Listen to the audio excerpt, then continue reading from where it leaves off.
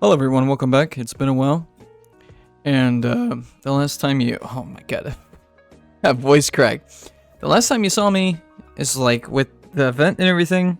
New character had spin into our new banner, as you can tell. And we have an assassin, of course. This character is okay, honestly. If you really want to pick up an assassin, you want to do some like debuffing, buff, or just simply DPS. This character could suit your overall, I'm so sorry. Is this too, I think that's a little bit too loud. Overall group. To be quite frankly with you, I did not want to pick him up because first of all, he's a dark unit. Second of all, this mic sounds, it looks like it's a little bit too loud, it's peaking.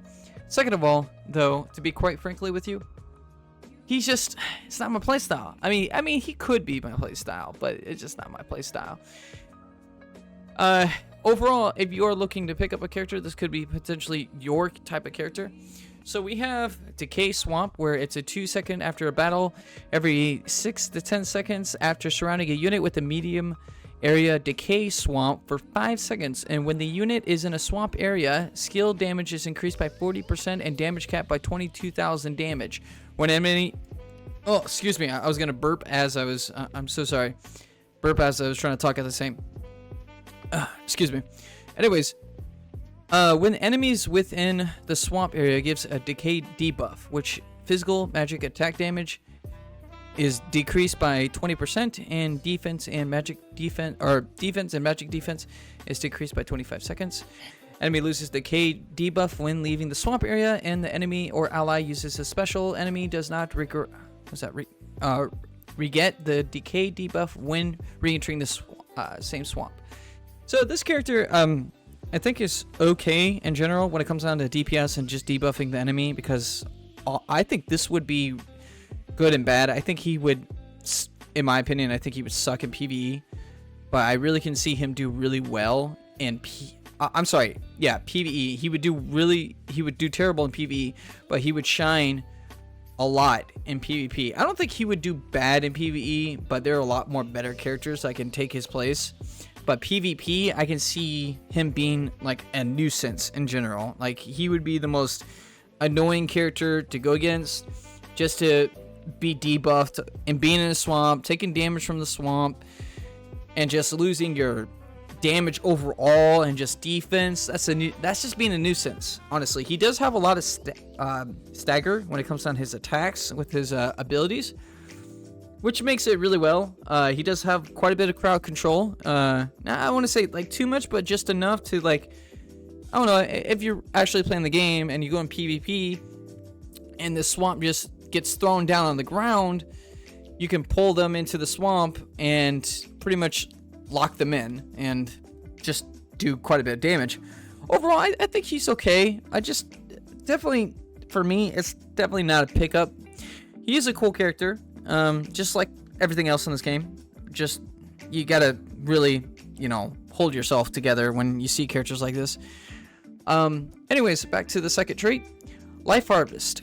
2 weapons equipped, skill and special damage is 30%, damage cap by 10,000 damage to human types 50%, damage caps at 5,000, soldier, knight, sniper, and sorcerer. Notify decay, debuff and rot resistance by 2+ if weak rot, and gain rot resistance. Again, this is okay. Definitely going after, like, I think just humans in general, which is pretty much just that. Like, it even states into the trait with that have their being equipped with soldier, knight, sniper, or sorcerer, or just being in general, being those types of things when it comes down to being a character. Overall, I think, again, not the best, but it is something new, which is good.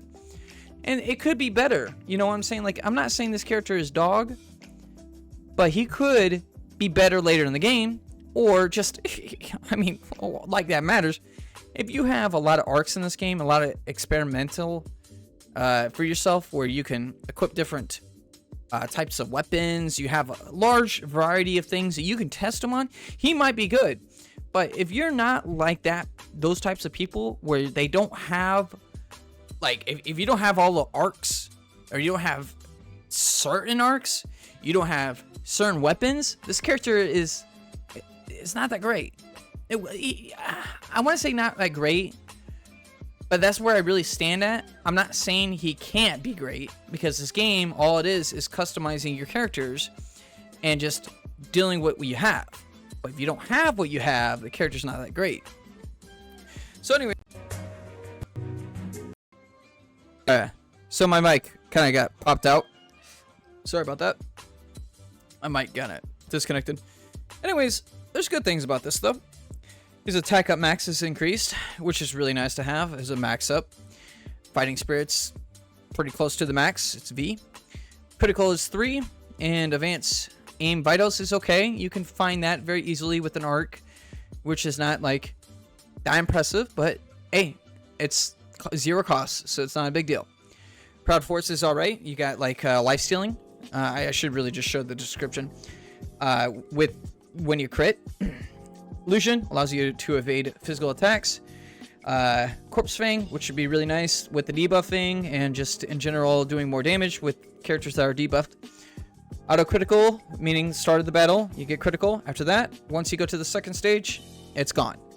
Auto cast, which is actually, no, I'm sorry. What was that other one? Was that, I'm thinking about a different one. I guess it continuously critical effect, which is really nice. Auto haste, the same thing. Shadow armor.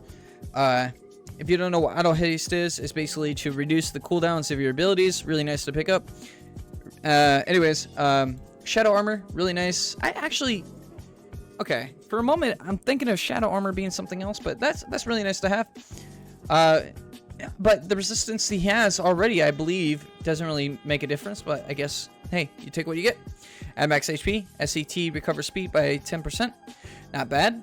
Very good skill to have.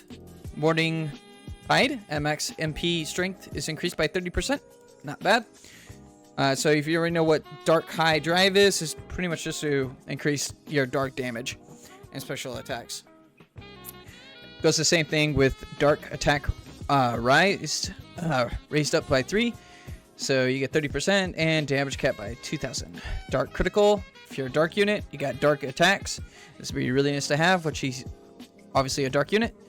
Dark WP. I'm gonna think about waypoint breakthrough. That's what I think it is, but I don't think so.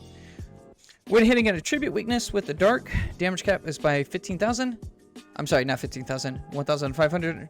And when only weapon is equipped, only one weapon is equipped, damage cap is by 3,000 instead.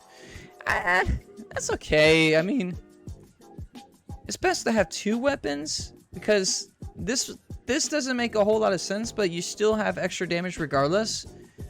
And the main reason of that is main reason why you want to have 2 weapons is because he takes advantage of the 2 weapons regardless, because he comes with the dual weapon skill. To have this in here, kind of, I guess it's not too bad. I mean, you are adding a little bit of extra damage, but also people are going to get confused over like, why would I actually have 2 weapons when I can just equip the 1 weapon and gain 3,000 damage instead? Is because you could be very versatile with this type of idea. Maybe you don't want 2 weapons, you can, but you also don't take the advantage of the traits that come with this. So this is like kind of a little bit more damage, but people can throw people off.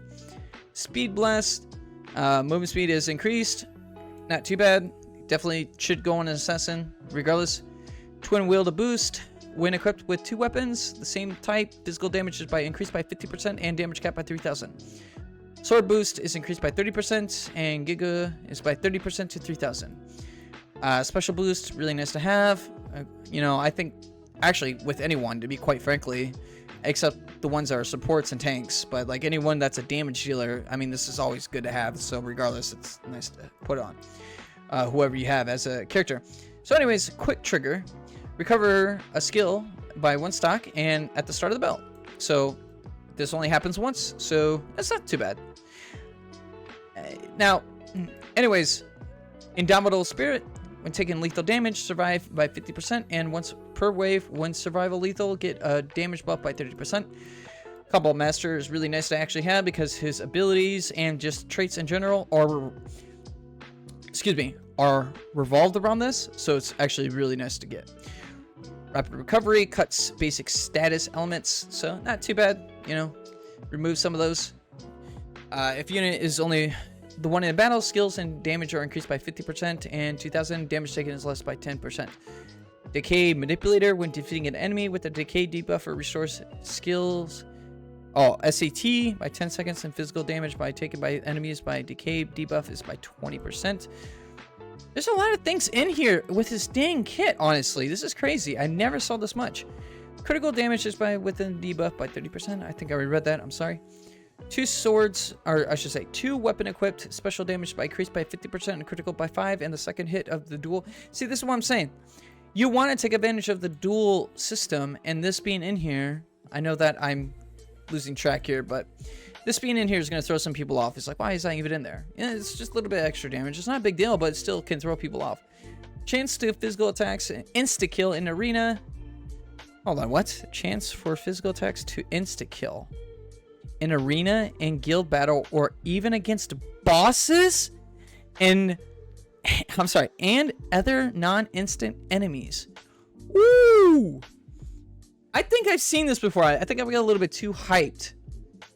But a lot of them are excluded from bosses, though. This is saying even in arena, guild battle, or against bosses. This is what I'm talking about, man. This character, I truly do believe he's meant for PvP. He's not meant for anything else. Yes, he could kill bosses in one hit, but I honestly think he shines in PvP. Excuse me. That doesn't mean he cannot do PvE. I mean, he can because of this, the Fatal Strike. That's kind of crazy. And overall, same. You know, it's not bad. Like, honestly, this is actually very good. I mean, I think he's a great character. It's just the question is, do I pick him up? Well, I mean, it's totally honestly up to you. If you don't have enough characters in your character slot, you don't have like a whole lot. I just got this character when I got extra tickets. I only had 2 tickets left, and I somehow managed to pull him. And I was like, what the hell, bro? Anyways, so yeah, overall, if you don't have a whole lot in your roster, I say go for it. I think he could be a great character, but if you're only a PvE type of player and you don't really want to do guilds and arena, I want to say probably stay away. Don't roll for him if that's what you if that's what your only focus about is on PvE. Now, another reason why you don't want to go for him is because if you got a list of dark units, there's not really much you should be touching. I mean, it really depends. If you have a lot of DPS units out there that are dark in your roster, I avoid it. I wouldn't touch it. That's just my opinion. And overall, I mean, I don't think he's a bad character, but definitely not a character I would touch. Any character that comes out or be released is not really much of a bad character. It really just means what kind of comp are you really working for. You know, you got to save up. This game will cheat you out of your crystals, so you want to be careful. Overall, I mean, yeah, that's my thoughts about the new character. I hope you guys have a wonderful day, and be safe.